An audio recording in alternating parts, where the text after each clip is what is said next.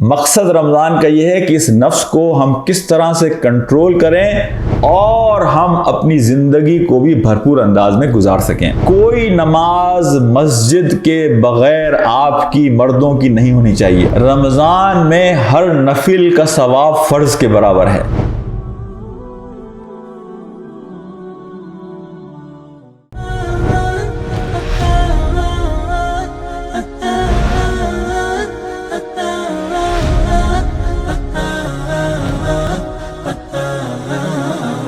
یہ جو سرکش گھوڑا ہے انسان کا نفس، اصل میں رمضان نام ہے اس سرکش گھوڑے کو ٹرین کرنے کا۔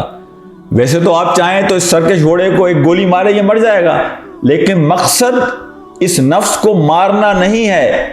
مقصد رمضان کا یہ ہے کہ اس نفس کو ہم کس طرح سے کنٹرول کریں تاکہ ہم اسے اپنے ایڈوانٹیج کے طور پر استعمال بھی کر سکیں اور ہم اپنی زندگی کو بھی بھرپور انداز میں گزار سکیں۔ رمضان میں کچھ کرنے کے کام ہیں۔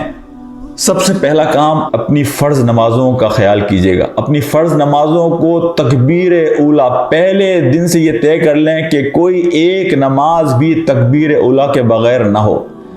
دیکھیں، اگر آپ مسجد جا سکتے ہیں جہاں مساجد کھلی ہوئی ہیں، کوئی نماز مسجد کے بغیر آپ کی مردوں کی نہیں ہونی چاہیے۔ عورتوں کی نمازیں گھروں پر ہوں گی، لیکن اگر کسی مجبوری کی وجہ سے آپ مسجد نہیں جا سکتے تو اپنے گھر کے اندر ہی کوئی چھوٹا سا مصلی بنا لیں جس میں تمام گھر والوں کے ساتھ مل کر نماز پڑھیں، لیکن کوئی نماز آپ کی تکبیر اولیٰ کے بغیر نہیں ہونی چاہیے۔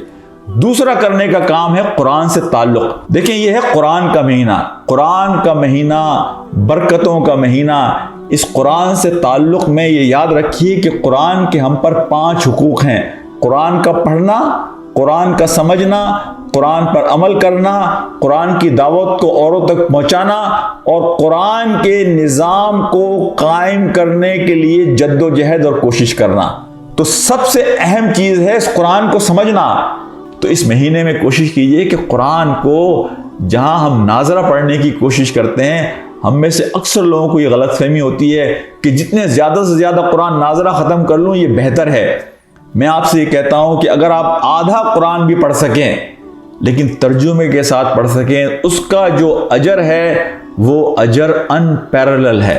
اس اجر کا کوئی مقابلہ نہیں ہے۔ میرے بھائیوں، ناظرہ پڑھیں، ضرور پڑھیں، لیکن کوشش کریں کہ کچھ حصے قرآن کے ترجمے کے ساتھ، تاکہ یہ اللہ کا پیغام ہم سمجھ سکیں کہ یہ پیغام ہم سے کیا تقاضے کر رہا ہے۔ میرے بھائیوں، دوستوں اور میرے ساتھیوں، اسی طرح میں یہ کہوں گا کہ تراویح کا بھرپور اہتمام کیجئے۔ اس بحث میں نہ پڑھیے کہ 8 رکعت یا 20 رکعت یہ سنت ہے، یہ فرض نہیں ہے۔ دیکھیں، رمضان میں ہر نفل کا ثواب فرض کے برابر ہے۔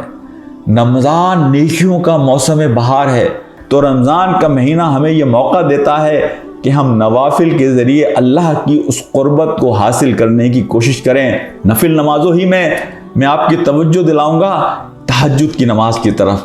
ویسے تو علماء یہ کہتے ہیں کہ عشاء کے بعد جو نماز آپ پڑھ لیں وہ تہجد ہے۔ یہ تراویح بھی حقیقت میں نبی پاک صلی اللہ علیہ وسلم کی تہجد کی نماز تھی۔ رمضان میں اللہ ہمیں ایک اور موقع فراہم کرتا ہے کہ ہم سحور کے لیے اٹھتے ہیں، اس لیے کہ نبی پاک صلی اللہ علیہ وسلم نے فرمایا کہ سحری کھایا کرو، اس میں برکت ہے۔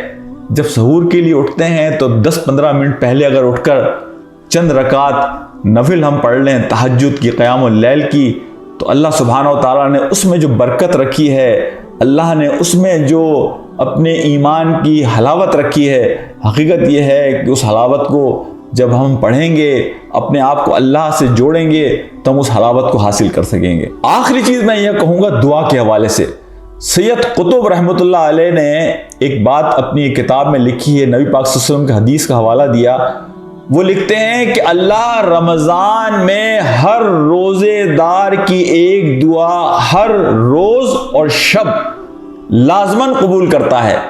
یعنی ہر روزے دار کی ایک دعا رمضان کے دن اور ایک دعا رمضان کی رات لازماً قبول کرتا ہے۔ میرے بھائیوں، دوستوں اور ساتھیوں، یہ دعاؤں کا مہینہ ہے۔ اللہ سے خاص دعاؤں کو اپنی عبادات کا خاص حصہ بنائیے، اور نبی پاک صلی اللہ علیہ وسلم کی اس حدیث کو بھی یاد رکھیے جس میں آپ صلی اللہ علیہ وسلم نے فرمایا کہ اللہ 3 لوگوں کی دعائیں ریجیکٹ نہیں کرتا۔ ان میں سے ایک وہ روزے دار ہے جو افطار سے پہلے اللہ کے حضور ہاتھ اٹھا کر دعا کرتا ہے۔ تو دعاؤں کا خاص اہتمام کیجئے۔ اللہ تعالیٰ ہمیں یہ توفیق دے کہ یہ رمضان ہماری زندگی کا بہترین رمضان بن جائے۔